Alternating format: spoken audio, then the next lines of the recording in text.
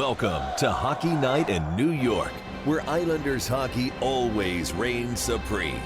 Whether you were raised at the barn in Uniondale or born in the stable at Belmont, Hockey Night in New York is your home for all things Isles. Now, let's drop the puck and get this party started. Ladies and gentlemen, it is Hockey Nights in New York. Welcome to the program, everyone. It is Saturday, April 19th, 2025, coming at you live from Floored Media in Rockville Center for our 8/13 edition of Hockey Night in New York. Thanks a lot for tuning in. Big show coming up for you tonight. Jonny Lazarus of Daily Faceoff joining us to talk some Stanley Cup Playoffs. Looking forward to that. With me, as always, is Mr. Stefen Rosner. My name is Sean Cuthbert. Stefen, how do you do? Nothing's going on anymore. We're done. It's over. It's over. It's over. The pain is ended for Islander fans. I think for the players themselves, there's obviously a tough way to go out. But yeah, I think it's such an important offseason that's upon us right now. A lot to talk about, but good to be back with you, Sean. Yes, good to have you back, buddy. Plenty to talk about, but of course, before we dive in, want to remind you about our wonderful sponsors, starting with Main Street Board Game Café. Find your crowd and unplug your game at 307 Main Street in Huntington Village. We are also proud to be sponsored by Center Station Bar and Grill. Catch every Isles game with great food and drinks at 279A Sunrise Highway in Rockville Center all season long, like next season, I suppose, right? Yeah, all off season long. Yes. We're also proud to be sponsored by Razor and Kniff, attorneys at law ready to fight for you. Check them out at razorandkniff.com. That's RAISERANDKENNIFF.com for a free consultation. And last but not least, we are proud to be sponsored by Tovi Hockey, the innovative hockey technology company and creators of the Diamond Air Blade. Get 10% off at tovihockey.com with promo code HNINY10. And if you are hanging out with us in the chat and you want to get your questions in later on in the show, type in questions Brewin, followed by your question, and we will address them during the segment. So all of that is now out of the way. It is time for Experience Points, presented by Main Street Board Game Cafe, where we make our points about the Islanders' experience last week, and what an experience it was, Stefen. For the fans. For everyone. Yeah. For everyone involved. It's all over. The season is done. Summer of reflection coming up. Hopefully summer of change. The level of change, depending on who you are. You might want a lot of change, a little change, whatever the case may be. But we'll see how that goes. The Islanders end the season 35-12 at exactly NHL 500. Yeah. How appropriate for the season that they had. They finished 23rd overall in the league, 10th overall in the draft order. We'll see how things go at the lottery. But as of right now, they're slotted for a top 10 pick. What do you say about all that, Stefen? Not ideal way to go out. I mean, there's a portion of the fan base that want them to lose out. That way they get the higher pick, and it might benefit them. But the way they lost these games. Bad. Bad to the point where the broadcast is just breaking down the season. It's tough because, you never want to knock effort. And I don't think effort is the correct word, but it was just they knew what the situation was. Yeah. They knew they were out of it, and they played like a team that was out of it. Now, Columbus was also out of it and brought their A game. So, listen, their situation is a lot different. I was really proud of, their season in general. Absolutely. So proud. And also, in front of their home fans, to close their season out the way they did was really cool. For them to just unload, score some goals, the cannon went off. Great for them, but Butchie knows about that. But the Islanders just Hogberg didn't have a great game, but they held out to dry. It was just off. It was ugly. It was an ugly way to end the season, which obviously puts more of a light on how much change is needed. It didn't help their case at all for keeping this group together. I know it was the end of the year. They were out of it mathematically, but not the way you want to go out. No, it's funny, right? Because you even look at the fans that wanted them to lose. They were all probably like, well, we didn't want to see you lose like that. Right. Right? But you look at these last 5 games since the last Hockey Night New York episode, starting with the Ranger game at UBS Arena. How'd that one go? Not great. Oh, okay. Not great. The results on the ice were not great. Not a way to bring any pride to your fans in the building. Like, that's what's disappointing, right? Even if you know the writing's on the wall, you still got paying fans coming in to see an Islander Ranger game, playing against your heaviest rival here. And to put up an effort like that is nothing short of embarrassing. And again, they know that the season's over, but you still got to show up and play. No, I completely agree. I think it sucks. Waz talks so much about how important it is to play for the fans. And I think after that game, Palmieri, who's always a straight shooter, no pun intended there, just calling it embarrassing. He used that word a lot. Right. And then you go on the road and just, again, to end it in Columbus, just the effort, it sucked. If I was Hogberg, I would have, again, he didn't have his best game, but guys, like, show up for me. You know, I'm even if the goals are going in, like, I'm trying my best. And I think there was a lot of guys that were trying really hard. Horvat's always going for it, but then there's 3-on-1s, 4-on-1s. I mean, makes Scott Perunovich look bad because he's trying to defend a 4-on-1. He doesn't slide. He should have slid, but that's a conversation for another day. But sure. But what's going on? And Watt talked about the breakdowns, but this was a lack of concentration, not a lack of, well, we're not ready for the Columbus Blue Jackets. Yeah, and you have 2 blowout losses, the Rangers, Columbus. You get the shootout loss to Philly. Somehow they wedge in a 1-0 shutout win over the Devils, which doesn't really make sense. And then I guess they showed up for the home closer. At least they didn't get blown out. But 3-1 against the Caps, a tough team. You see how Columbus showed up for their home closer. The Islanders can't get the win there. So just an ugly way to end things overall. And maybe a real exclamation point on the reality check that this team probably needs heading into this summer to say, hey, look, this team definitely needs to change some things up for next year. And you mentioned it. We don't know how much change is coming, and it starts obviously with conversations about ownership conversations about what to do with Lou, and then it's Lou, what to do with Wah, then it's Wah, what to do with the coaching staff. Right. Then it's everyone else figuring out the players and what goes on there with contract talks, things like that. We had a lot to chat about at Breakup Day today, but yeah, I think you look at the way the last week went, and it was kind of showed just a lot of the issues the Islanders had this year. Blowing leads, the penalty kill, the power play. Special teams killed this team this year.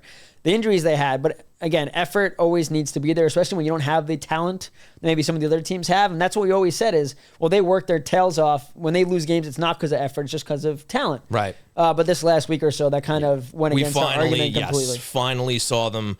That after that collection of games there, you wonder where things are going to go heading into the summer, but you have a little insight in that because you were at Breakup Day today with the Islanders. So tell us what you found today. Yeah, I think the biggest takeaway is that we saw Varley for the first time in quite a life. So he's alive.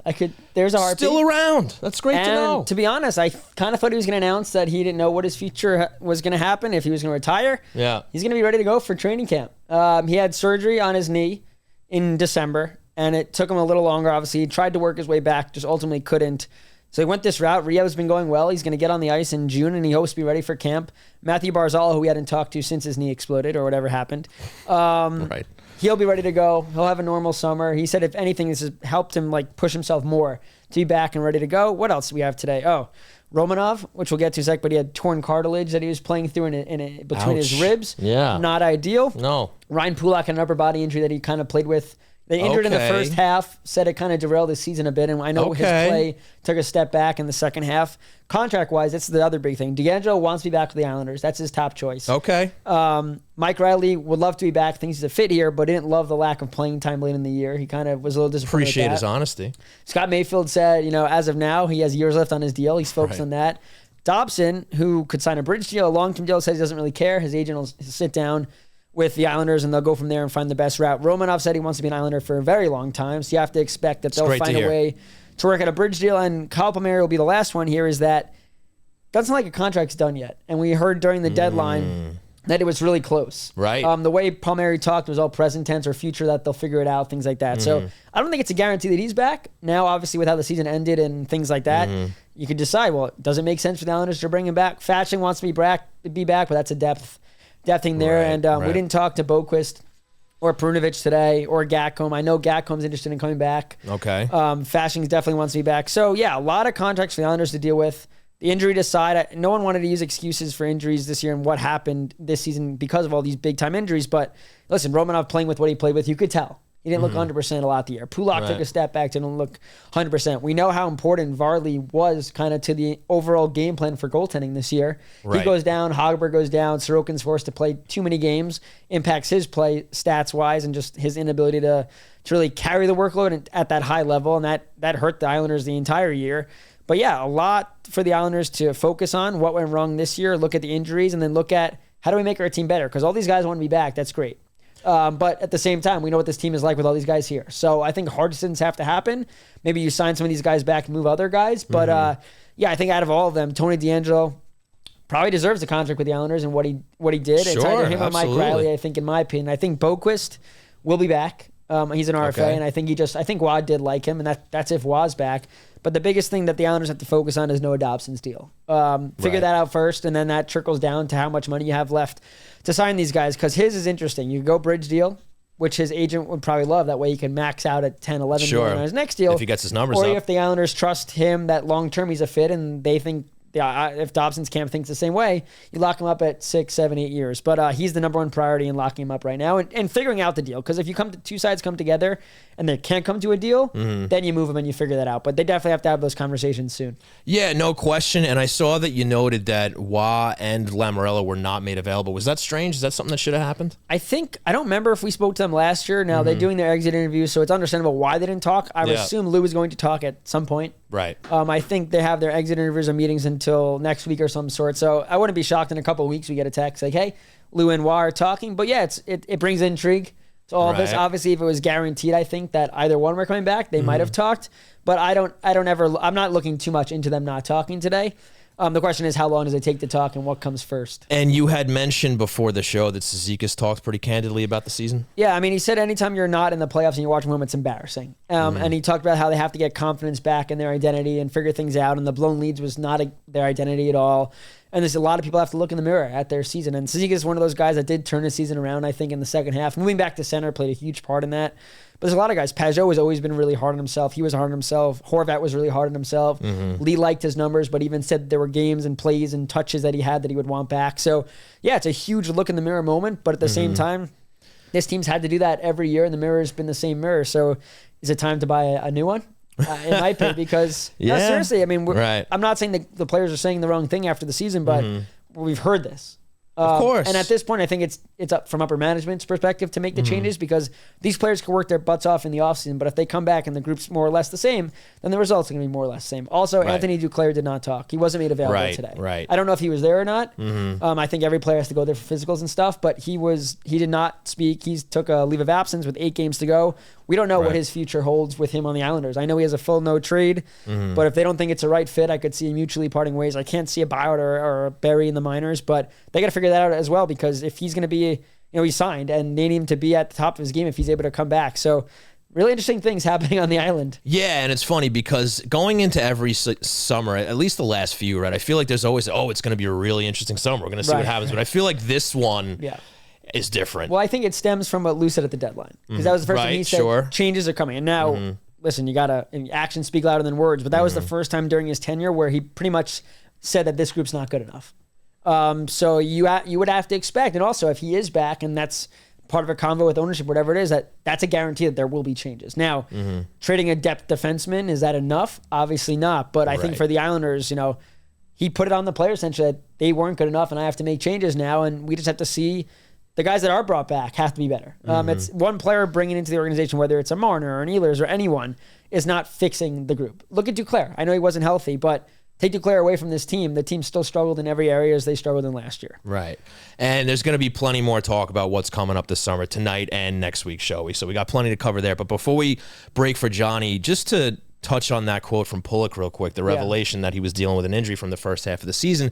Does that give us a different perspective on his performance for the year? Because I know a lot of people, fans included for sure, on social media were coming down on Pulock's game, Pulock's play to say, maybe coming back next year he can perform better. But at the same time, injury prone anyway. I was just going to say. So maybe it doesn't really give him a pass in the sense that, if this is going to keep happening, what's the point of dealing with it anyway, right? Right. Yeah, I think the point he was trying to make, he was asked about injuries and stuff, and he had that upper body injury. I think he got slew-footed against the Hurricanes, and everyone down the Islanders didn't like it, and he missed some time. And then when he came back, he just said it just wasn't right. I don't think he ever, whether he was 100% healthy or not, and no one's 100% healthy in the second half, but he said it kind of set him back from where he wanted to be. And you could tell, he played really well in the first half, and then his play just dropped off. So, yes, I think that's part of it to blame, but at the same time, like you said, every year Pulock's dealt with an injury.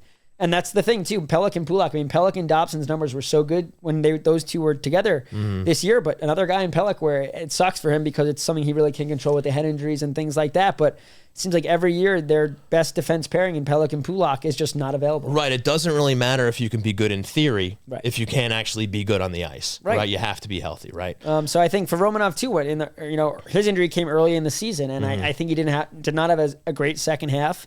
At times in the first half, he was a warrior, but I think at some point when you're dealing with the cartilage tear, that's just pain management. There's no surgery happens. He's not having surgery, whatever it is.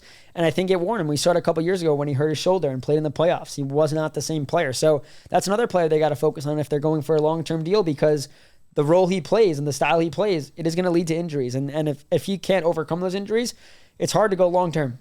No doubt about it. All right, folks. Well, I want to thank you all for tuning in to Hockey Night in New York, live from Florida Media in Rockville Center. We're going to take a break. When we come back, we're going on the line with Jonny Lazarus. Islanders fans, Sunday night is Hockey Night in New York. Whether you were raised at the barn in Uniondale or born in the stable at Belmont, tune in to Hockey Night in New York. Catch us live from Florida Media in Rockville Center, Sunday nights at 8 p.m. Eastern, as we cover all things Islanders at twitch.tv/HockeyNightNY. All episodes are also available on YouTube and all your favorite podcast providers. And for all you social butterflies, you can follow @HockeyNightNY on Twitter, Facebook, and Instagram for all the latest updates. Hockey Night in New York. The best night of the week for any Islanders fan. Attention all artists, storytellers, and creators of all kinds. It's time to make your content stand out above the rest. And Florida Media is the place to make your visions become a reality. Maybe you want to elevate your podcast and add some video, or turn that novel you wrote into an audiobook. Or maybe you just need the right space to produce your daily vlog. Whether you're a seasoned veteran or just starting out, Florida Media has the professional facilities, exceptional staff, and intimate atmosphere to breathe life into your creative passions at every step of the process. Did you have a nice break? Well, it's time to get back on the couch for more Islanders therapy on Hockey Night in New York. Woo! That's right, ladies and gentlemen. It is time for On the Line, presented by Tovi Hockey, the innovative hockey technology company. And joining us on the line right now from Daily Faceoff is Jonny Lazarus. Jonny, how you doing, bud? You guys trying to make me feel worse about myself, inviting me on here just to make fun of me? There might be a little bit of that. No, not at all. But it is kind of timely, right? With the news that came out about Laviolette, I kind of wanted to start with that. We kind of have to. Being the Ranger guy that you are, what are your thoughts on Laviolette being canned? Yeah, you guys never asked me to come on when anything good's happening for the Rangers. That's not our fault. They were bad. What are you going to do? That's fair. Listen, I think this was the worst kept secret in hockey, like, since December, right? Where the Rangers are at right now as far as the organization stands and where they want to head, Peter Laviolette's not the guy. And I think if you look at the Rangers lineup over the last, 20 games, the way he put lines together, who he was putting in, who he was taking out, you can kind of get the sense that almost he knew he was getting fired. But with the direction of the team, quite honestly, this is the most unsure I've been in a long time. Obviously, Mika Zibanejad's comments came out the other day that he has no intention of going anywhere else, and it seemed like getting rid of Mika and Kreider was the first step into changing the outlook of the organization and just the identity of the team. But it doesn't sound like those guys really want to go anywhere, so it's tough to have any sort of thought on what the team will look like next year. And Vinny Trocheck actually said that to me after Game 82. In his quote, he said, I have no idea what our locker room will be next year. So it makes for a nerve-wracking summer. And when you have this sort of personnel issue going on, you don't really necessarily know who the right voice might be. So hopefully the Rangers take their time. And, I don't even know if we'll see a head coach be named till the end of the playoffs. I don't think they're going to rush this process. And I think right now anyone's guess as far as the head coach goes is as good as mine. Well, you said as good as yours. Who do you think should be the head coach? If you had to pick one name that you would be intrigued by with the Rangers hiring, who is it? The names I'm hearing obviously are Tocchet is one of the lead candidates apparently. Torch's name's been thrown out there, but nothing against Torch. I'd want to see a new name. We're seeing some of these younger, newer coaches come in and have success. Spencer Carberry, obviously being the latest, and I don't know if people know, but Jeff Merrick talks about it all the time. Only 3 coaches in the history of the sport have won a cup at 2 different organizations. So what is the point of hiring someone who's been around for years and hasn't won anywhere else? I mean, also, a guy like Palmieri gets the praise that he's one of the best coaches in the NHL. He won his first cup ever last year. So right. When you talk about these names that have been around the block for 10, 20, 30 years, that's not a guy that I'm interested in getting behind the Ranger bench. Like, honestly, I'd prefer someone with no NHL experience. Let's all go through this together. It's not like this team's going to go anywhere next year as it's built, so why not start from scratch and actually build something or rebuild something that is now broken? I think that's kind of where all Ranger fans are at. It's not like we're looking for someone to save it. We're looking for someone to recreate it, if that makes sense. Okay, well, it's definitely going to be an interesting summer for the Rangers with just, obviously the chaos from the season and obviously now letting Laviolette go. But I wanted to move on to a much more important question, and that was, how relieved are you that the Islanders didn't make the playoffs this season so that you didn't have to get any unwanted ink on your body? I was never worried, not even for a second. That's why I made that bet.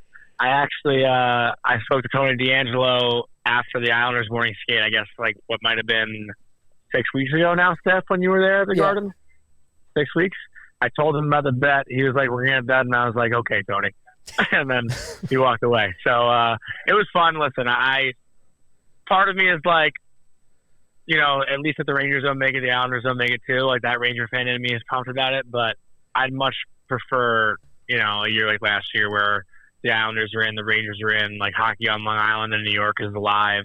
Because, right now, I walked around the city today and it's all Knicks. And I'm a Knicks fan too, so I get it, the excitement for the Knicks. But when the Islanders are in it, when the Rangers are in it, there's something different about spring in New York City, and sucks that we won't experience that this year. Well, you had to be nervous at least 2-3 weeks ago, right? No, I swear, I wasn't nervous at all. Literally not even a second. All right, so and Steph, you guys know, I'm as honest as it gets. There was no part of me that was like, okay, the Islanders are actually going to make the playoffs. But you might have been nervous, though, about the Islanders finishing ahead of the Rangers than owing steak dinner to myself and somebody else.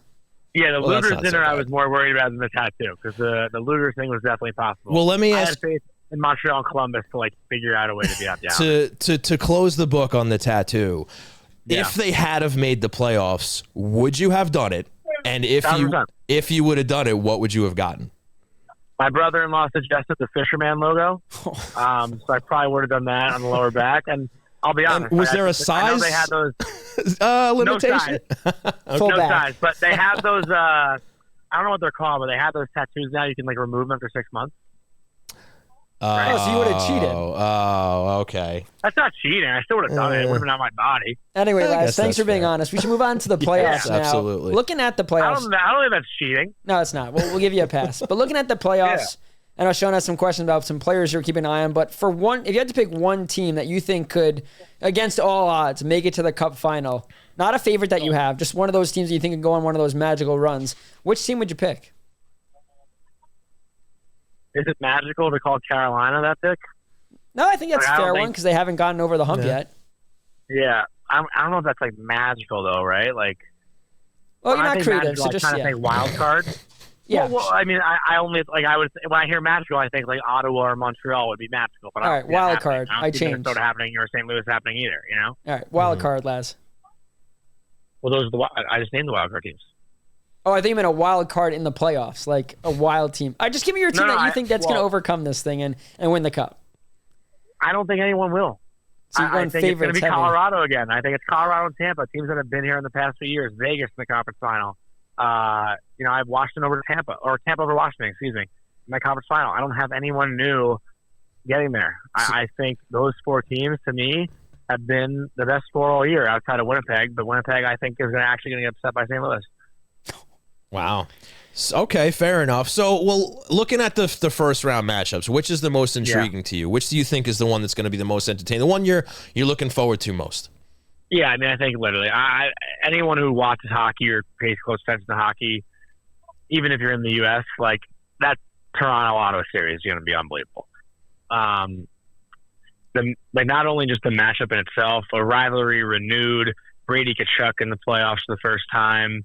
Long Island boy, personal friend like Shane Pinto in the playoffs. That's an extra reason for excitement. But also just Toronto again. They finally, they've always had the pressure, but now they have the expectation to win. And how is that not a storyline in itself, right? Everyone is looking at the series, and the only reason why people are picking Ottawa to win it is because of the Toronto like curse, or whatever you want to call it. I don't think anyone's actually looking at Ottawa and saying, "Oh, they're gonna." Like if you take the team name off both teams on paper, I don't think anyone's looking at Ottawa and saying they're going to win the series. But it's just because Toronto has that narrative around them and theme around them, and that's why people are picking them. To me, that's going to be the most fun series by a landslide. I think it's going to be awesome. Both crowds are awesome, and the playoffs in Ottawa look electric. So I'm excited to see that building get on fire. So you mentioned Winnipeg, St. Louis. You think St. Louis sweeps. I think St. Louis wins that series. But what's your biggest reason as to why you think Winnipeg won't get it done? It's not necessarily about why Winnipeg won't get it done. Granted, their scoring had dropped a little bit in the second half of the season, specifically the last 6 weeks. No Oilers, no Velarde. Don't know when those two will return. Those are two key players for their lineup as well. And everyone looks at Hellebuyck as being the goaltender mismatch, but the way Binnington's played down the stretch, I don't think there really is an advantage. I think Binnington's played just as good as Hellebuyck's been in the last 2 months. So, what sets Winnipeg apart for everybody is their goaltending, but to me, that's not such a big mismatch in this series. So, with how hot St. Louis has been, Robert Thomas has been money, Cam Fowler's put up a lot of points. He's been playing well. Zach Bolduc is a nice young rookie surprise. He was unbelievable when he came to the Garden this year, and I saw him for the first time. Jordan Kyrou has been playing really well. This Blues team is just clicking at the right time, and I don't always buy into that, but I guess a team like the Winnipeg Jets, who have all the pressure in the world on them to do something, I'll take the guys that are playing well right now. Well, let's take a look at the top team in the other conference here, the Washington Capitals. They were a surprise to everybody this season until they weren't, right? And everybody was like, oh, wow, they're the real deal. This is actually happening. So how much stock do you put into the Caps this playoffs after surprising everybody during the season, obviously taking the Eastern Conference here, looking great? Ovechkin looks like he's 29, not 39. How much stock do you put in their run? How far can they go? I think they're going to the conference final. I think Montreal is a pretty, I don't want to say easy, but a pretty good matchup for them. I think they're going to, I don't know how you say this, out physically, or what's the word? Physicalize? Is that a word? I'll make it up. Either one is fine. We get it. They're going to, they'll be the more physical team. I'll say it that way. They're going to out-hit them. And I don't even know if that's the right way to say it. Physically Whatever. grueling. They're going to bully. I think they're going to bully the Canadian blue line a little bit. And listen, I watched Washington play a lot this year. They're heavy. They're big. They can score. Power play is good. Goaltending's been solid. Montreal, even though they, went on a little hot streak in the end, they weren't playing that well. Sure, they were finding ways to win, but they weren't dominating the Blackhawks. They didn't dominate the Hurricanes without a lot of their key guys. So I'm not convinced that Montreal is necessarily ready to play playoff hockey. But I'm happy they actually get to. I don't know if they'll do well. I actually have Washington sweeping that first round series, and then same with Carolina. I think the storyline around them is their power play never seems to come up big in the playoffs, and you don't know if they're going to get the big save. Washington's shown that all year, and I think they have just a little bit more going right now, and that's why I think the Capitals end up beating the Canadiens. So, Capitals beat the Hurricanes. Yeah, and that's why I think the Caps get to the conference final. Last one for me here. I think we both agree that Edmonton's not getting out of the first round against LA, but how much pressure, is on Edmonton in this series? I know how good LA's been at home, and you can't take anything away from what Darcy Kemper's done, but after going to the Cup final, battling 7 games and losing, how much pressure is on Edmonton and Connor McDavid? This might sound really stupid, but I think there's actually merit to it. I think there's more pressure on Edmonton to at least finish the year, however they finish it, on somewhat of a positive note. If they come out and get crushed, oh, no way. Kyle Connor just scored. Nice. In-game updates by Laz, yeah. Yeah. Sorry. I'll watch. I got the game on. Got St. Louis. What was I saying? We were talking, you said it's you think Edmonton needs to end the season on a positive note. Oh, well, because Connor McDavid has his extension up this summer. Right. And if he doesn't sign the puppy, guess what? So I don't know if Edmonton needs to win the Cup, but they need to make sure that Connor McDavid believes they can win the Cup, because that's going to be the biggest thing going on this summer. Is if he does not extend there, all the rumors start. Everyone questions if he wants to stay there. Everyone questions where he wants to go, and that's the biggest news story that will be in hockey over the next year. So I think there's more pressure on the Oilers just to show McDavid they can win as opposed to actually winning, and that's why I said this might sound stupid, but I think it actually makes sense. No, it was not stupid at all. Good job. So, Thank you. Johnny, give me an under-the-radar player who you think has a real opportunity to shine here in the playoffs that maybe nobody's paying attention to. So I tweeted it yesterday. I called an idiot as usual. But I said Andrei Svechnikov. I think his game translates really well to the playoffs. I watched him play very closely against the Rangers last year. He had 6 points in 6 games in that series, and 11 points in 11 games in that playoff run. And I think this is one of those mismatches that really favors the Hurricanes. And again, like, people were replying saying the series won't last long enough, but I do think the Devils can push it to 6 games. So for me, it's finding a player who kind of underachieved in the regular season. He only had like 48 points or something like that. Or find that same guy that can elevate his game in the playoffs and actually produce points. And then when you add to the mix an mismatch of a series like Carolina versus New Jersey, it's like, okay, this all makes sense. Like, maybe the Hurricanes dominate New Jersey, especially got first power play, first line, puts up points, and it goes 6 games. Like, that guy can easily put up 8 to 9 points in those 6 games, So that's where the thought process came, and that's why Svechnikov is my guy. It's been a bit of a disappointing season, and I think, we look at high draft picks in New York, mostly the Rangers over the Islanders, and people are quick to label those guys bust. Svechnikov is on like year 7. He's 25 years old, almost played 500 games. I don't think he's put up over 61 points in his career. So, like, when does the pressure start hitting him? I think he's got to have a big outbreaking playoff, and we'll see. All right. We'll keep an eye on Svechnikov. And last one before we let you go back to the game there, just real quick, what's your assessment on the Islanders' disappointing season here and maybe what they need to do over the summer? I mean, listen, it hurts when you have so many guys in and out of the lineup due to injury. Like, it's something that's a little bit out of your control. But the Islanders, like, I don't understand how they can just keep going summer after summer and thinking, like, what they have is ever going to do it. It's not 2020. It's not 2021. Like, they need to not, like, change their identity, but just, like, restructure a lot, Matt Barzal is their star, and I think he is a star, but, since that, like, rookie year, he hasn't necessarily had, like, a crazy season, and I believe he can do it, but I don't know. They got to find more ways to put better talent around him because he hasn't had much to play with, I feel like, as far as other stars in the NHL go.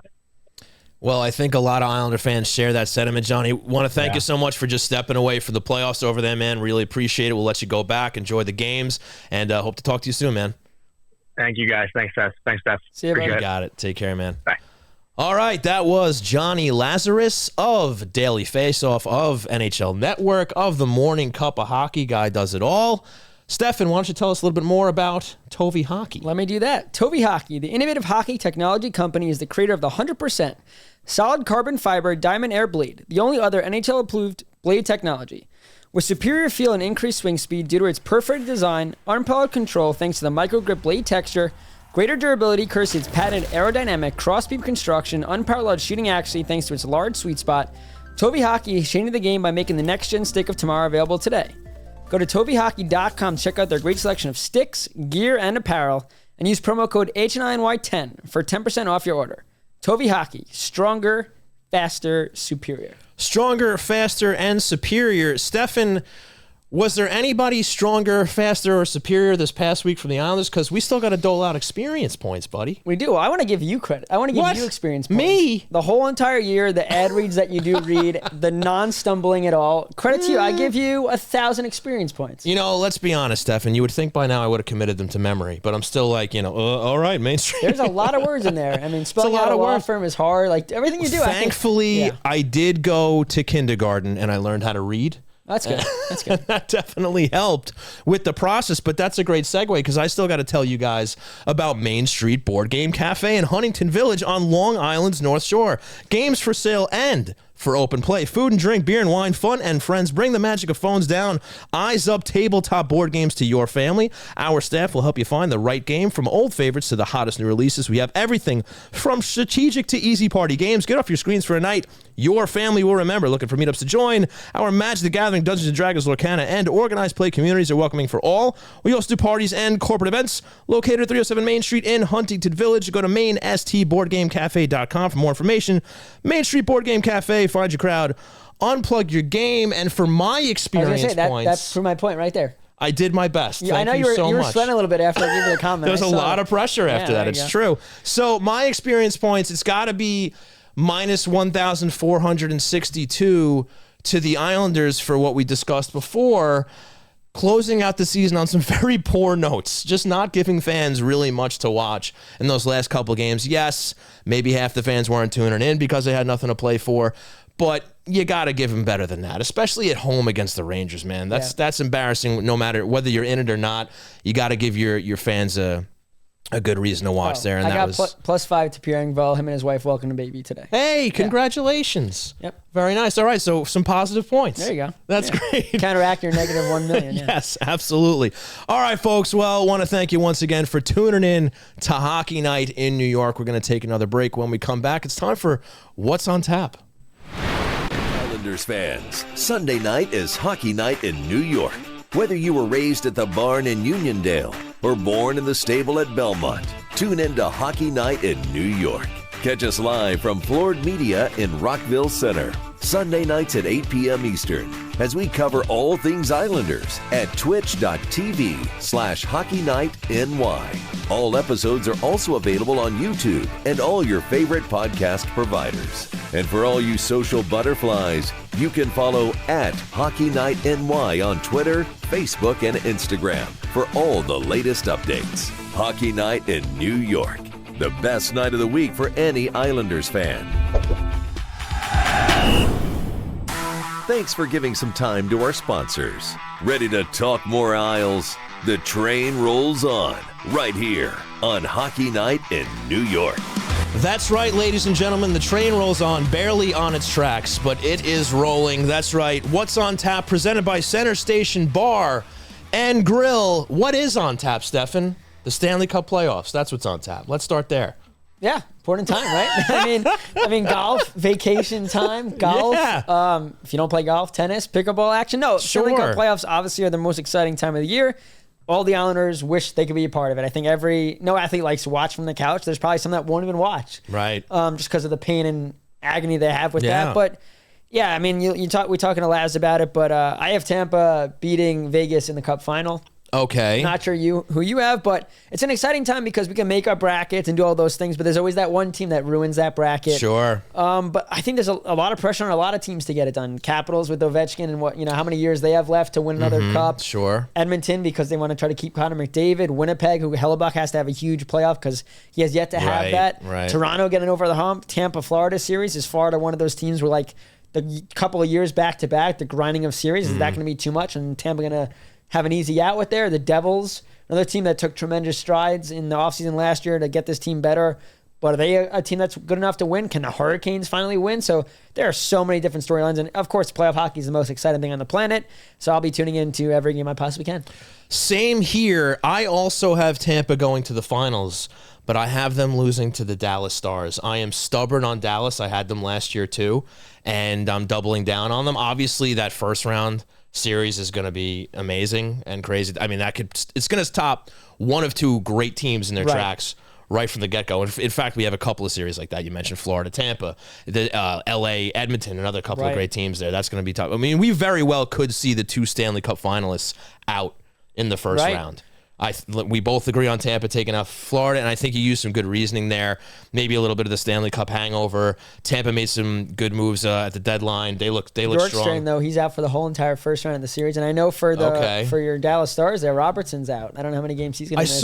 I saw he was out, but I saw that there's a chance it might not be long term. I mean, they need him. I know Tyler Seguin got taken off LTIR. He might be ready to go. So Dallas is another one of those teams where goaltending. Andre he hasn't been the same as that long playoff run that ended with Johnny Gaudreau scoring that overtime winner to end their series. But he's got to be the guy. I mean, when it comes down to playoffs, it's so cliche, but it's really goaltending. I mean, special teams, sure, but the teams that usually have the better goaltending in the playoffs usually win these games. Sure. I don't think there's a lot of pressure on Washington because, again, you talk about the surprise. Yeah. I mean, would it be great to get Ovi a cup before he retired? Another one before he retires? Sure. It'd be a great story for Carberry, too, right? This rookie coach coming in year 2.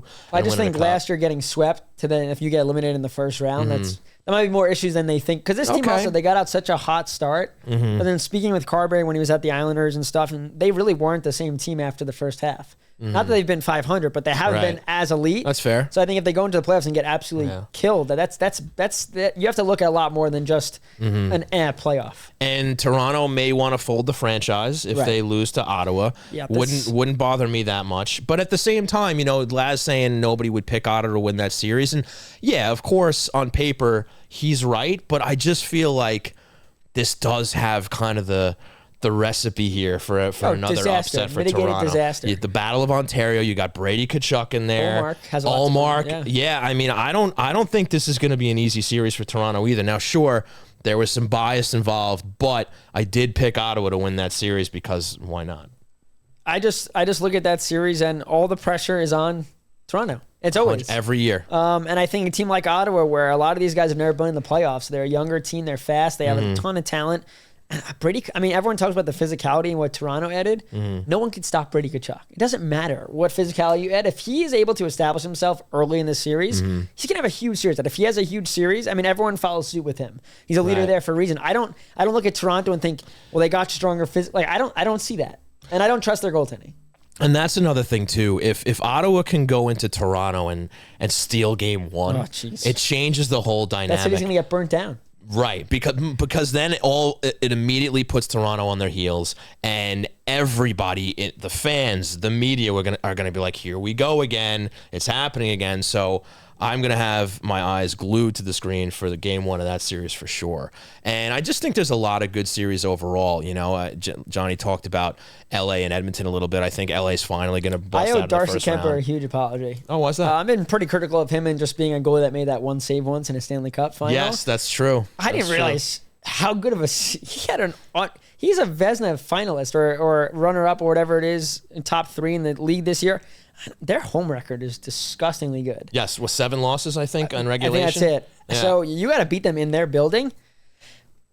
That might be tough. Yeah, I think it's going to be tough. That might be a little tough. No, I don't ever trust Edmonton. The fact that they got to the Cup final last year and won 7 was probably just tremendous in the fact that they just always lacked the bottom 6 depth. They lacked the defense needed, and the goaltending is always a question mark. I like the way LA's built. I think the way they play is something. Maybe teams don't like the way they play because it's not the same style and it's boring or whatever.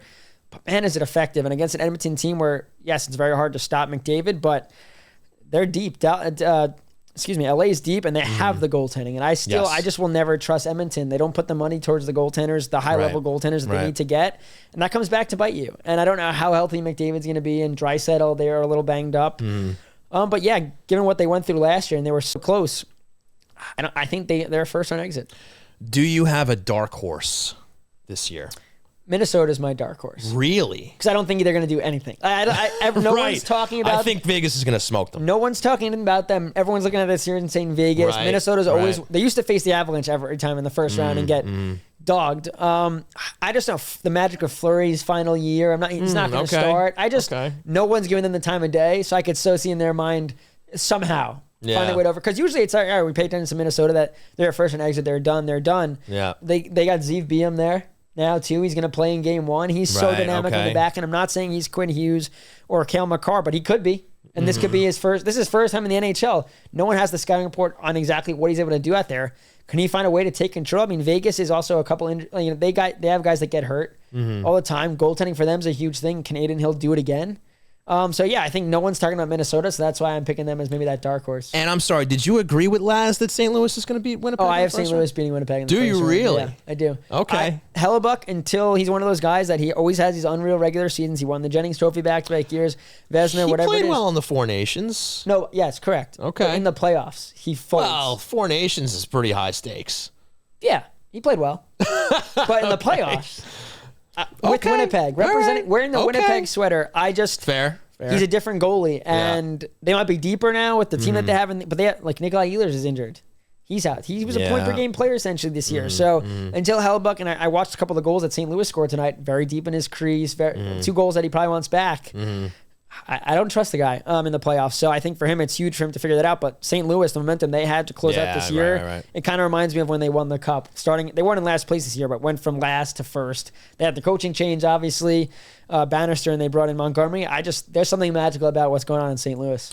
Okay, I have the Jets winning that series, but I do think whoever wins, the Dallas-Colorado series is going to beat them anyway. So I think it's a short run for Winnipeg either way. For sure. But look, playoffs, always fun, excited about it. Obviously, it's a shame that not only the Islanders not in it, but there's not even a local team, unless you consider New Jersey a local team. I suppose so. I think they're out in the first round against the Canes anyway. Yeah, but that's probably a lock. But I do love playoff hockey, and I guess one little small bonus for Islander fans is it's stress-free. You can just enjoy every game. You don't have to lose any hair, go gray watching any of these games. Just enjoy the best hockey on the planet for a month or two. And if you really love the Islanders, you can watch Brock Nelson, hope that his team goes all the way. Sure. Or any former Islander. Well, I guess Devon Taves is there too. Any player you like, you get stress-free. Travis Green coaching the Sens. There you go. There you go. Yeah. Okay. That's about it. Yeah. All right. So, yeah, the playoffs, that covers it for that pretty much.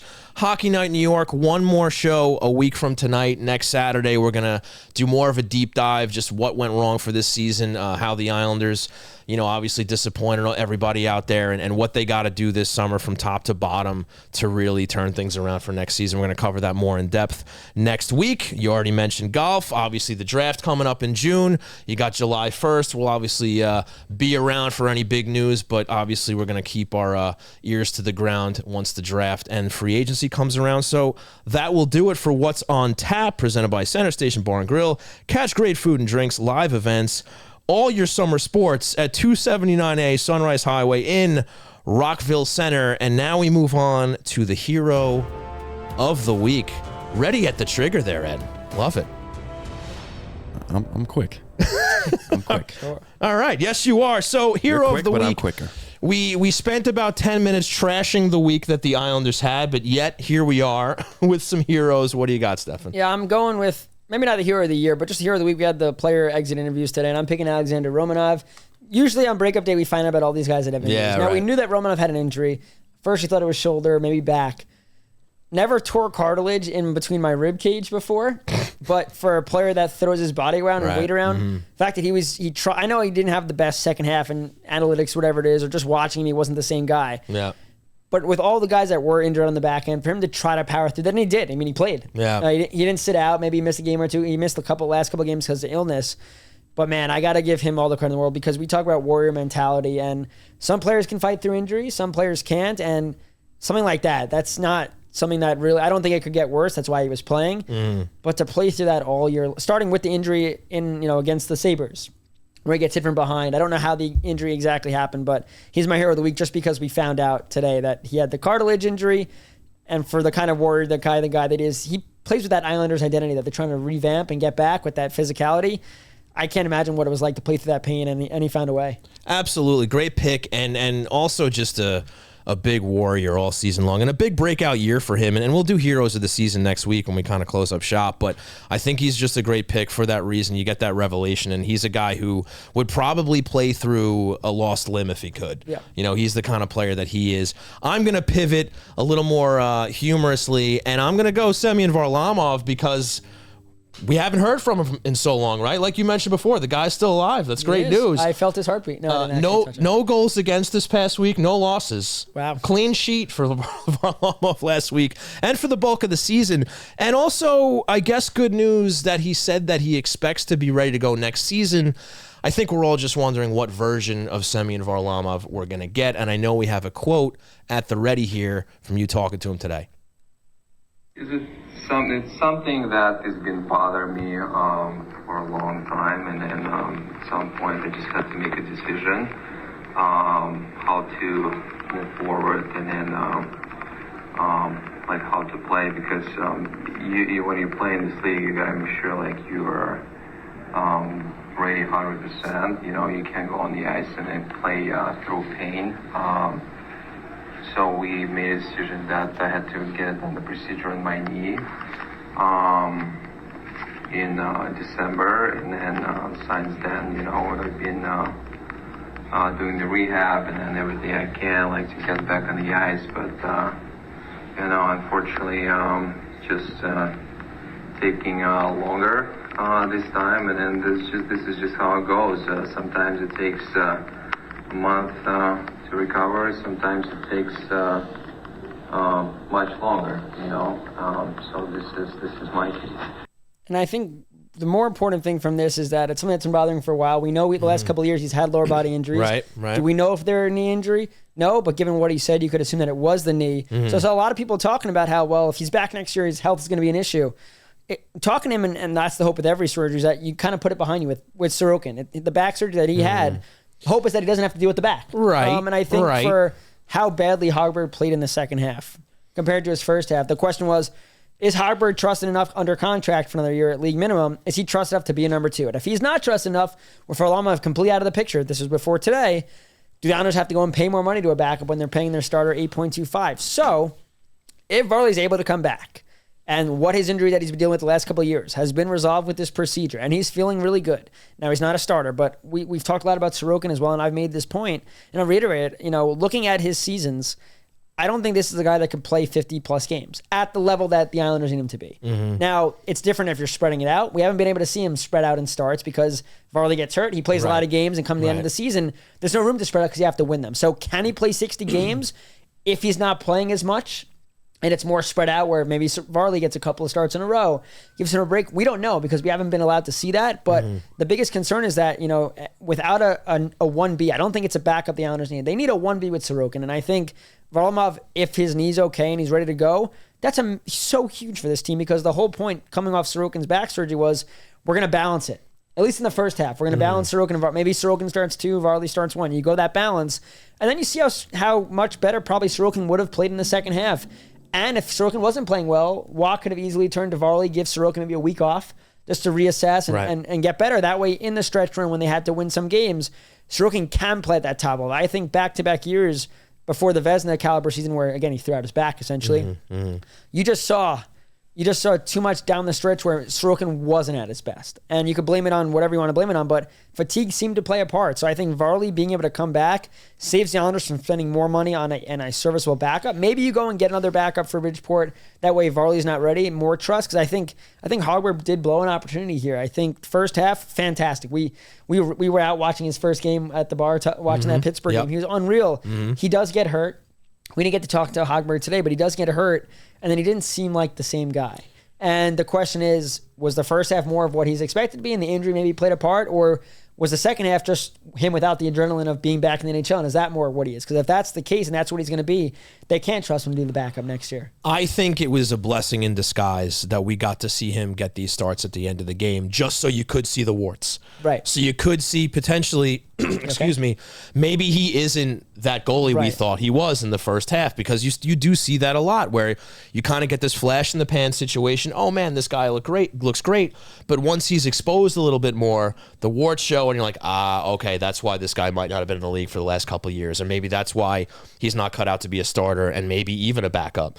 You almost want to see more of a sample size, but I think it's good we even got that, because I think that's going to have management thinking just a little bit more about this goaltending position. And also, just to go back to Varlamov, it's great that it sounds like he's going to be ready, but Varlamov coming back from an injury at his age is a lot different than Sorokin coming back from an injury at 29, whatever it is, right? So it sounds great, and if we get any iteration of Varlamov pre-injury, that's wonderful too, but there's no guarantee on that. So I think the Islanders have to be really careful with how they treat this goaltending situation now that it seems well known that Sorokin is maybe a 60 games max guy. Get it spaced out. He needs a guy who can ride with him and spell him every now and then. You don't know if Varlamov healthy is going to be that guy. It looks like Hogberg isn't going to be able to do it. So does that mean they have to consider reaching elsewhere to find another goaltender that might be able to be that guy, or be that C guy right after Varlamov if we find out into October/November that he's not going to cut it? No, 1,000%. I think it's important, like you said, to see Hogberg play down the stretch was really important, because I think if it was just, let's say his injury was out for the season, right? You lock him up as your number 2 next year. Maybe, You're overly, and listen, his stats proved it. You didn't see the bad Hogberg really. I don't think he had one bad goal allowed. Right. In that first half. So you probably feeling so good about your goalie situation, whether Varley's back or not. But yeah, now they have to obviously monitor Varlamov's. He hasn't faced live shots. He plans to get back on the ice in June, but be ready for camp. But they can't have a Varley that's playing like he's a 40-year-old Varley. They need him back playing like the guy he was because he's been such a good Islander. But Sorokin needs like I said, Sorokin doesn't need a backup. They need a better than a backup for Sorokin. They need a 1B. There needs to be a tandem. It's clear as day. And I think, everyone can complain, well, you're paying Sorokin so much money to be that guy. It doesn't matter. The contract doesn't matter anymore because you need to do what's best for the organization. If he could play 50 games and play to that elite Vezina caliber guy, don't push him to 60 if you don't have to.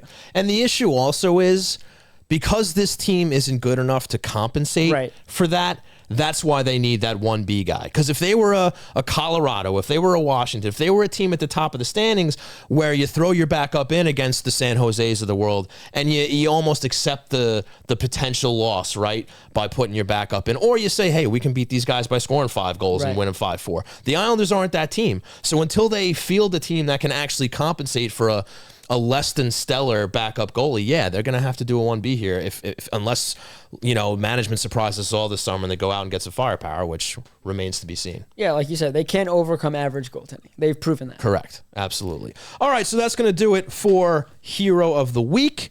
Now I'm going to tell you about Isles Fix, Islanders Country. Get your daily fix of Isles news, highlights, and analysis by subscribing to Isles Fix, the Monday through Friday Islanders newsletter sent directly to your inbox. Sign up for free or become a paid subscriber for added benefits at ilesfix.substack.com. And now we mosey on over to Questions Brewin because unfortunately the snake's not here. No snake den tonight. Snake's on Niles' watch at the Met game. That's right. Yeah, Niles sighting. What's up with that? I don't know. You think he was watching the game or you think he was working? Listen, if that person in the thing is watching the game, that's got to be tough to hopefully see he's last row, right? So nobody behind him is missing the game. I think he was walking around. Okay. Yeah, hanging out. Nice. Mr. Met. Mr. Met. Okay, fair enough. Ed, what's up? How we doing? How you doing? Doing good. How's J-Bone? Good. We split these Ghost Toast Kit Kats before. What are those? It's essentially French cinnamon like toast crunch wrapped in a velvety. Is that a Halloween white candy chocolate that you're having at Easter time? No. Happy Easter. But it's delicious. Okay, I'm going to have to try it later. Anyway, Questions Brewin. Yes. It's time for Questions Brewin. Yes, it is. So go ahead. Ask us a a question.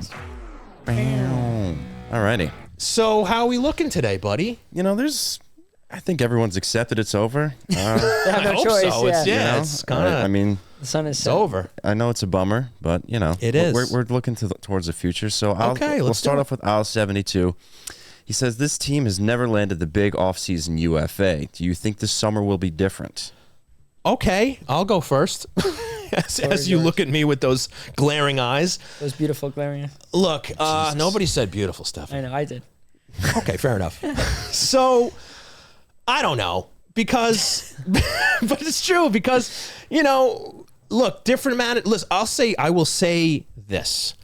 I think the Islanders have rid themselves of that stench, that stigma that the franchise has had year after year, the Garth Snow years, the years before that, whatever you want to look at, right? Whether it was the building, whether it was management, whether it was ownership, there was always, or just success, the lack thereof, there was always something scaring free agents away from coming to the Islanders, and for good reason.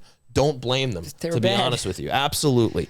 I don't think we're there anymore. I don't think there's any potential free agents this summer that are necessarily looking at the Islanders and saying, oh, that's not a place I want to go. As far as amenities go, as far as getting taken care of, facilities, maybe some players say, they kind of lost some ground a little bit this year. They missed the playoffs.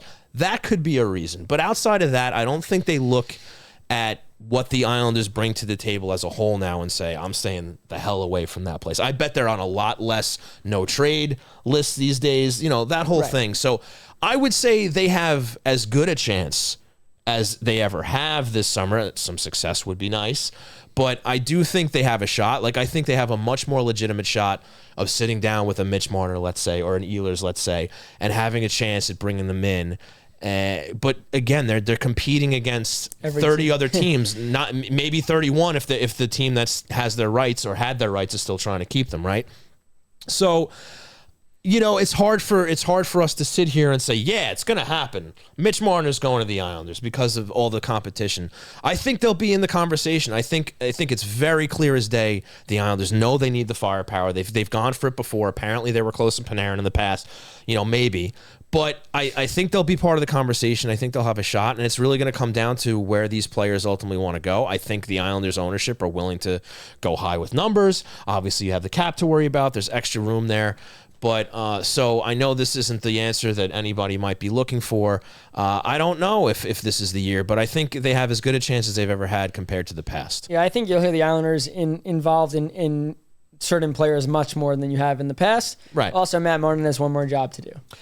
That's right. Yeah. And that could be the key. And we didn't talk about Martin, and we'll talk about him on next week's show about it because we have a lot of love for that guy. We've met him, obviously. We did the poker tournament.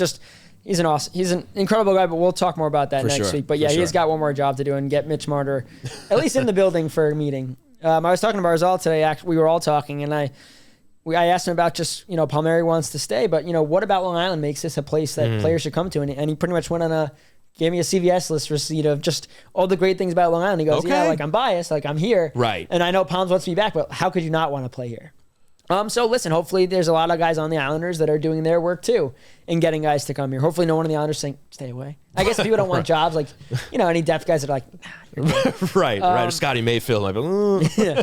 But all in all, great schools, city, beach. We were leaving today, or Tony DeAndre was finishing up his presser, and he goes, enjoy Jones Beach as he walked out. He's a South Jersey guy, right? So he doesn't know much about Jones Beach. But yeah, it is a great regardless of the record and whatever people want to say about Lou or whatever it is. These players get treated so well. They have a state-of-the-art practice ring, state-of-the-art new arena, nutrition, everything they need, top-notch. So why not come play here? And Mitch Marner already shaves. Clean-shaven boy. Or he can't grow it. Either way, it's not an issue. Yeah.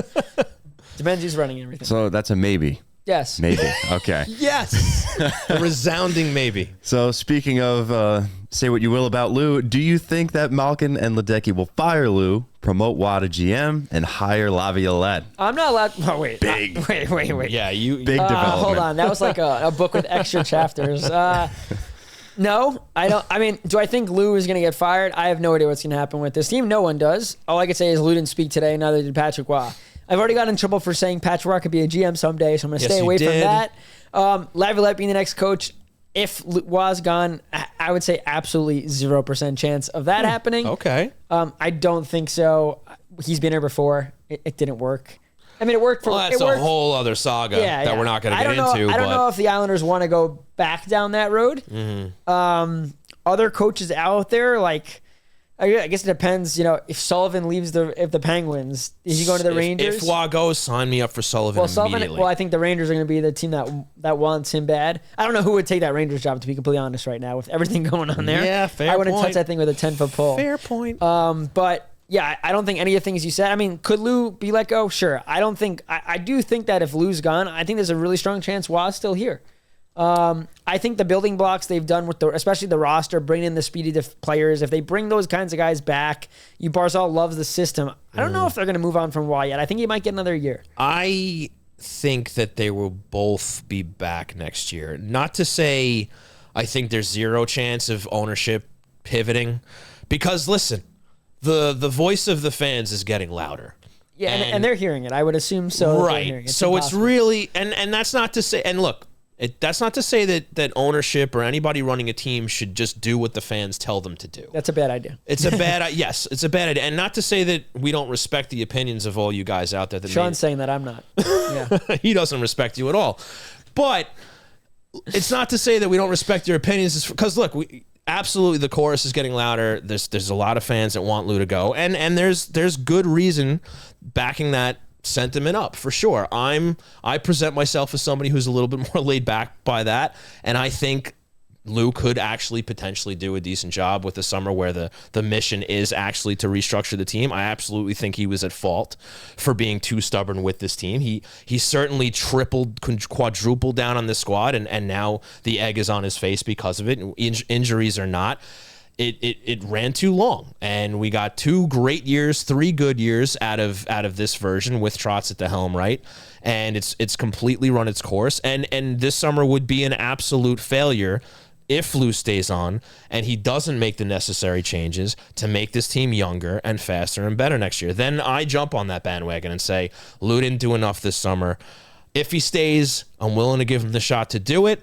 If he doesn't, that's fine too. I'm fine with a fresh coat of paint as well. I don't know who the replacement is. I really don't. I'm not sure who they bring. I don't know if they promote Wah.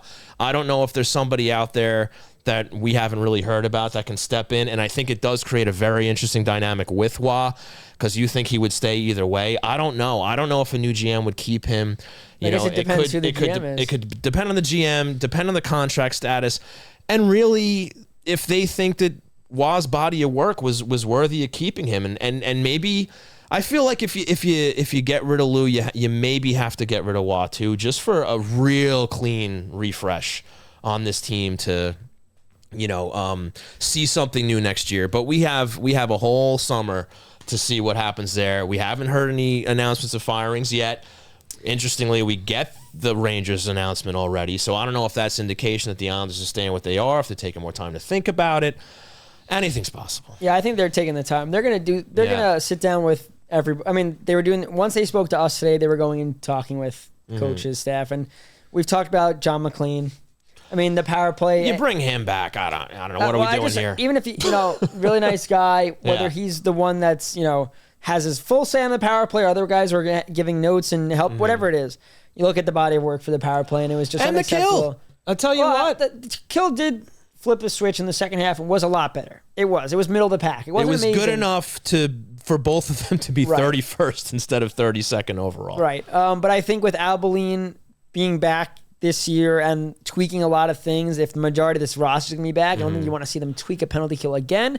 But of course, both could be gone. I don't think anyone would be like complaining about that. But if one was going to stay, I obviously think Albaline, and I unless Wah gets fired, I think Benoit goes wherever Wah goes going forward. Yeah, no, it's a clean house at that point. The one thing the Islanders did a really good job in was faceoffs this year, and that was Benoit's department. Can't take that away. So if anything, I would give him more of an opportunity. He coached the power play in Quebec. I would give him that. If you're going to let McLean go, and Benoit doesn't have to be just a face-off guy. Let him run the power play. I mean, listen, it hasn't worked. The power hasn't worked in decades, so why not? Feels that way, that's for sure. Okay, so to not answer that question somehow. In that, you lost me. I don't think Laviolette's going to be this team's coach. I figured. Way to reel that back in. Yeah, there you go. Mike 4652. He says there's a post out there mentioning deals with Palmieri and Boqvist are either done or close to being done. Does that indicate that Lou is back for sure, as owners are letting him to continue working on things like that? Well, so I don't know exactly how when you sit down at a table, but I don't think it's just Lou that's involved with all that stuff. I'm pretty sure there's other upper management people involved. Okay. I don't think it's just Lou and the agent at the table. I think there's people of Lou's staff that works with him and things like that. That was, I think, either Saravalli said that or Friedman said that. So reputable sources. Oh, yeah. I saw that post. I didn't see it was these. from Friedman, I think. Okay. I'm going to give Friedman the credit for it. Anyway, so I know the fact the Palmieri thing is being worked on. It's clear as day. The one caveat here at Adam Boqvist, I just found out, and I'll share it on here, he has switched agencies. Oh. Now, I think he's going to be back. I think Patrick Waugh absolutely loved him, and at times tried to get him in the lineup, but like even putting him at center twice, or forward twice, center one night. He's an RFA. I think he fits the system perfectly. Yeah. Again, it depends on who's back and who's running the show. Right. But usually when you move on from your agent, it means you want to get something done. Right. Same thing with Dobson, who earlier in the season, or a couple deadline around the deadline. But Boqvist did change his agent. I would expect a deal to happen at some point with him. Again, he is an RFA. His qualifying offer is not that much, but I think he deserves. He was finally healthy after his first couple years in the league. He wasn't. He played really, really well, and I think he could be a starting guy in this back end or your number 7 next year. But perfect fit, I think. Okay. Yeah, just to add to that, even if you put in your 2 weeks or you're getting laid off, there's still a job to do before all that happens. But that's true. What's that related to? Whether Lou still has. Yes, whether Lou still has a job. Yeah. Right. Oh, you think he puts in his 2 weeks? You think that's how it works? Yeah. Why not? There's still a job to do. Anything can happen. Yeah. So the Wheel 89 says, why did the team announce Riley had a heart procedure but couldn't announce Varley had a knee procedure? That's a That's fair. It's a great question. I don't work for the team because because public. Well, what I'll say maybe, but what I'll say is this: usually when they protect the injury details, it's because something that can be affected on the ice. Like if it's a knee, you can go at the knee, right? An opponent can go at the knee or something like that, right? That's usually why they don't disclose injuries, so they can't be targeted. Nobody's going to spear Mike Riley in the heart. You know what I mean? I think that's a little bit different, right? And I'm being a little silly with it, but at the same time, it was a more serious thing. It was more like off the ice health, right? It kind of went beyond just, what's happening on the ice. This was something a little more serious, something that, I don't think you really need to, protect when it comes to, Mike Riley playing on the ice. And I think it would have to depend on the player too. And everyone knocks Lou for not announcing injuries, but they might have gone to Varley and said, "Do you want?" I mean, they don't ever want to share it out. Mm-hmm. But for Mike Riley, they weren't going to share that out without asking him if that was okay to share out. So of course. He might have been more open to it. Who knows how those conversations go? But that's a great point because if it is something that could get injured again, an ankle, a hand, Barzal coming back, tapping a guy on a hand if they know it's broken recently, for sure. I don't think there was a benefit, and I know fans believe they deserve, and I'm not here to say they don't or not, but. The Islanders don't want to put out that Varlamov's having a knee injury, and they don't. At this point in time, the betting sites haven't forced NHL teams to do that. So I don't see your need why the Islanders would be like, hey, most teams do it. Right. It's not just the Islanders. Right, exactly. Yeah. So, Mike Riley, I would think they asked him, and obviously he was pretty open about the whole experience. Right. Next up from CGS, he says, does quote-unquote parting ways mean buyouts are coming, or is that not something Lou does? Parting ways. I don't know if Lou said there'd be changes. I don't think he said parting ways. Yeah, where's the parting ways come from, I think is the question. Out of that, we can talk about buyouts real quick. I don't think Scott Mayfield would get bought out. I think there's value on the market. Big body right side defenseman who played really well. He had a really good bounce back year. I think he'd be open to moving his no trade if they told him, hey, you're not going to be a starter. Because obviously, for sure. I thought he got straight into the stick with that. One bad game against Dallas coming back from injury, and then we didn't see him a lot at all. I don't think he loved that. He talked about how it sucked. I think it's also just a thing that favors mobility. Which is fair. Yeah. But I think maybe at times he got too excited with his shiny new toys and realized that sometimes you do. Like, for example, that Ranger game when he played Perunovic and Matt Rempe absolutely bodied him. Right. Guess who doesn't get bodied in that game? Sure. I'm just saying. So that Pierre Engvall, the way he ended the season with that Zizekas line the last 20 games, him, Zizekas, and Fasching, which we'll see what happens with Fasching, but it reels you back into if this guy could be like this for a full season, and he can be so effective for this team. And his contract, while people could knock it, and at that point I don't think other teams were offering 5-6 years, he got 7. Such a low cap at that. If he could be a helpful player for this team, they're not want to buy out a 10-year buyout. They could bury him and stuff to pay him 1.5 or whatever it is. I think unless they find a trade partner, Engvall is going to be on this man. I don't think they're buying him out. Well, the truth is, they have to acquire the talent to just, necessitate bumping him off the roster. Right. Because as of now, who's better? Who's taking a spot, right? Especially with what you saw there in the tail end of the season, right? So until they go out and get somebody this summer to kind of justify getting rid of him, he's sticking around until then. Listen, in theory, what you just said is there's a lot of guys on these. This is not to say these players don't deserve NHL chances, but Fasching, McLean, Gacombe, Martin, obviously, on a lot of teams, those guys probably have a hard time cracking the lineup on a nightly basis, and they're playing third line big minutes for you. So yeah, of course, the Islanders, that's what I was saying with Palmieri, is that you come into next season, Palmieri's your third line winger. That means you had a really good summer with what you did. Right. Now, yes, in theory, could Siplikov, Holmstrom, Duclair be in the top 6 and knock Palmieri out? Sure. But what I'm saying is that you brought in enough guys where your talent the Islanders are deep, but deep offensively in the terms of they have bodies that can play, but they don't have that depth scoring. Every really good team in the NHL nowadays gets scoring up and down the lineup. The Islanders have depth. They don't have depth scoring. And I think the biggest thing this year is adding to more of the top 6. That way, Siplikov and Holmstrom don't have to be top 6 guys automatically or top line guys, where they're third line guys, but not, we have to redefine third line and fourth line. They have to find guys that are either going to bump these other players that we're talking about either down or off the depth chart. And we have to see where that goes first. Yeah. Yeah. Freedom Fun Adventure says ownership has zero logical reasoning to retain Lou unless they want a number 1 pick in 2026. Can you justify keeping Lou? I doubt it. Well, I don't think it's zero. Everyone's gonna hate this one. Let me just sit up.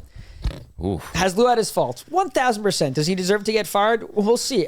But the last 2 years, when the Islanders needed to get in-season adjustments and bring in players to fill injury holes, he nailed it. Bortuzzo ends up getting hurt, but Mike Riley became a guy that no one wanted, became a staple in the back, and their best blue line chip.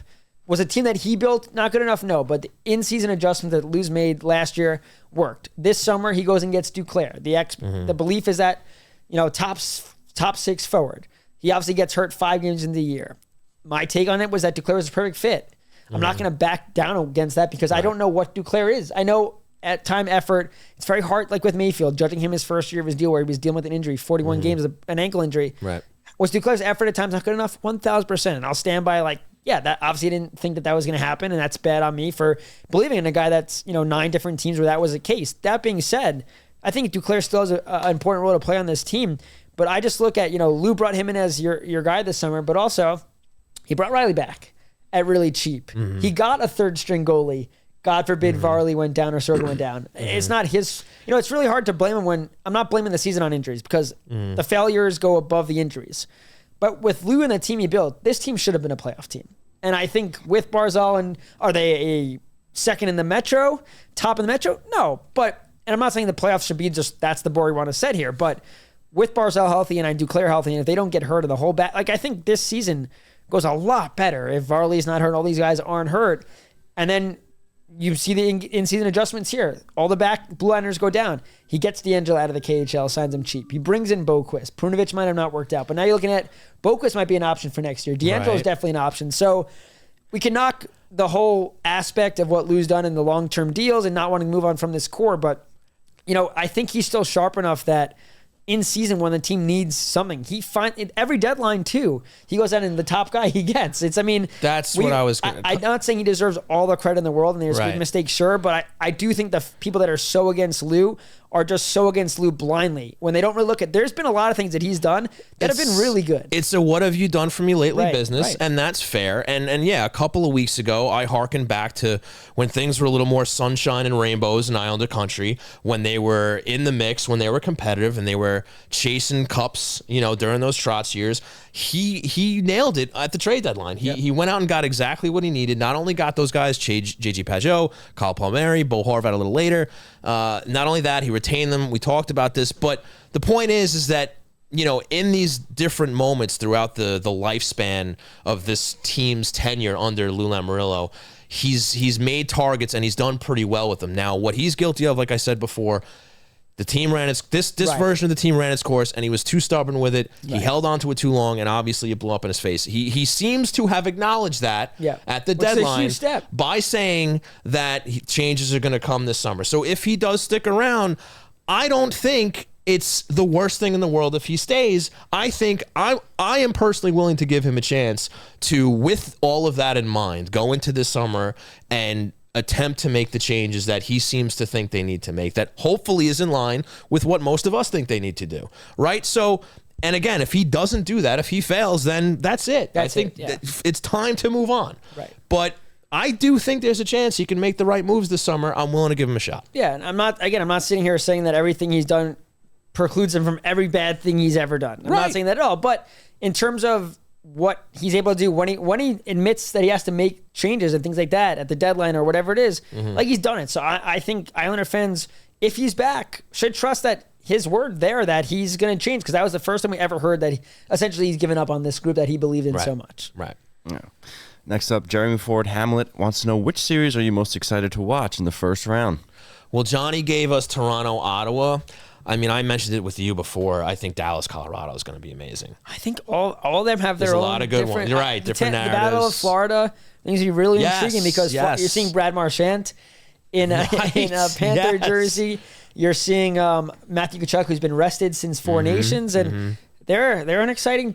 I think the Battle of Florida, because I also think Tampa's going to win the Cups. I want to see how far the Panthers are going to push them, but I don't think there's any matchup. Maybe you look at Carolina Devils as probably the weakest out of the first round matchups. I think the Metro in general is a little sleepy. Yeah. I think Washington's going to go through Montreal. Listen, if Montreal takes 1 or 2 in the first 2 games, then I'm tuning in. I have Montreal winning that series. So, but yeah, I hope I don't have money on it. I feel like hockey is the best because there's no really low letdown series, and especially when you don't look at a series like we talked about Minnesota Vegas. Right. It always finds a way to come to the forefront. Right. So for sure. I'm excited for all of them. To be honest. Same. Ed, what else you got? DTMR asks if Waugh stays, are McLean and Ubeline gone? Well, we touched on we don't know. I think Benoit's safe. You can mark Benoit safe from any right. kind of firing. Right. But then honestly, I think it's up to Waugh. Because Ubeline's a Lou guy and McLean's a Lou guy. And again, obviously that depends if Lou's back. Okay. Oh no, we have another one from the wheel. He says, I obviously prefer Marner, but I feel like we get Ehlers. I have this horrible feeling that Ehlers is the new Andrew Ladd. Am I paranoid? I think that's fair. Listen, if you're an Islander fan and you know the history, that's a fair way to look at things, because 1 minute a guy's great and then comes to a new environment, all of a sudden they're not the same player. And also Ehlers has a bit of a history with injuries too. And Ladd came from Winnipeg, didn't he? Yes, he did. Ehlers has an injury history. He's been over a point per game, I think, this year, but his biggest concern has always been the injury thing. So, and this summer, he's going to get a long-term deal, probably $9-10 million. So you better be damn sure the guy you're signing to that, especially when the cap's going to go up exponentially every year. Do you have to go get one of the guys this summer, or do you wait and build up draft capital, things like that? I think Marner's probably the safer bet because he's not injury prone. He's obviously a world-class player. I think he gets the short end of the stick in the playoffs because when he disappears, no one ever talks about Matthews disappearing. It's always Marner's fault. The whole team loses. Right, but I feel like Marner always gets the blame. Yeah, I don't get that. I think Marner is the kind of guy, the shifty, mobile guy. Ehlers is really fast and really good. Marner doesn't have the injury history, but Ehlers is going to be cheaper. I feel like you got to be happy with either one if the Islanders get one of those guys. Sure. Yeah. And I think the only other question we have is from DTMR, which is, where is T. Boyle? I don't know. Yeah, I don't know where Tom Boyle what? is. It's Saturday night. Maybe he's out painting the town. Are you out painting the town, Tom? Well, we miss you, Tom. Guy might be out. We need you. Yeah, I'm actually nervous. You better be we here should next send week. out an Amber Alert. Yeah. See where he's at. Well, maybe he finally followed through on those threats on I'm done with the Islanders. Islanders. Maybe he's finally That doesn't mean you should be done with us, But Tom. we'll check in on T-Boyle. We're sure he's doing okay. But if that's going to do it, that's going to wrap it up for Co-Questions Brewin. And that means it's going to wrap it up for this here program. Can we play the Snake Den as the outro tonight? No. But it is a great song. It is. All right. Want to send a big thanks to Jonny Lazarus for taking some time away from the playoffs to join us and talk playoffs. Had some fun with him. And great stuff from him. Let's also send a big thanks out to our sponsors, Main Street Board Game Café, located 307 Main Street in Huntington Village. Find out how to unplug your game at mainstboardgamecafe.com. We also want to send a big thanks out to Center Station Bar and Grill. Head on down to 279A Sunrise Highway for Isles games, live music, karaoke, comedy shows, and more. Also a big thanks to Razor and Kniff, attorneys at law. Nobody likes going to court, but if you have to, call 212-LAW 1500 for a free consultation. And a big thanks to Tovi Hockey, creators of the Diamond Air Blade. Go to tovihockey.com to check out their great products and use promo code HNINY10 for 10% off your order. And folks, please rate, review, and subscribe to the show on YouTube, Twitch, Apple Podcasts, Spotify, wherever you get the show. That is very helpful to us. Now, Stefen Rosner, where can we find you? On the beat. You are on the beat. On the beach. Oh, on the beach. Yeah, it's off-season time. Yes, You gotta relax. from the beat to Go the some beach. Yankee games, the beat to the... I should get shirts made today. Maybe. You can follow me at X at Stefen_Rosner, STEFEN_ROSNER, the Hockey News, Islanders, NHL.com, the Yell Monitors, which will still be running throughout the summer, Monday through Friday newsletter, exclusive content throughout the summer. Where else? Blue Sky, whatever that blue dot That's sky a place thing that is. you can follow him on, yes. That's it. Yes, you can follow myself on Twitter at Shawnee Hockey, same at Blue Sky. You can also follow the show on all social media platforms at Hockey I comment your reading ability. That's a new level Canadian accent right there. Eh? You can also go to the website at hockeynightny.com. That's all great stuff. You can find articles, more coverage of the Islanders there. Let's see, for Jake at Jake Radonis on Twitter. Unfortunately, he couldn't be with us. So I think that's going to do it for us. Once again, we'll be back next week, same time, same day, Saturday, 8 p.m., season wrap. Look ahead to the summer. Hope you will join us then. For Stefen Rosner, for Edzo, for Jason Belsky, the happiest man on the planet, I've been Sean Cuthbert. We've been Hockey Night New York. Have a great rest of your Saturday night.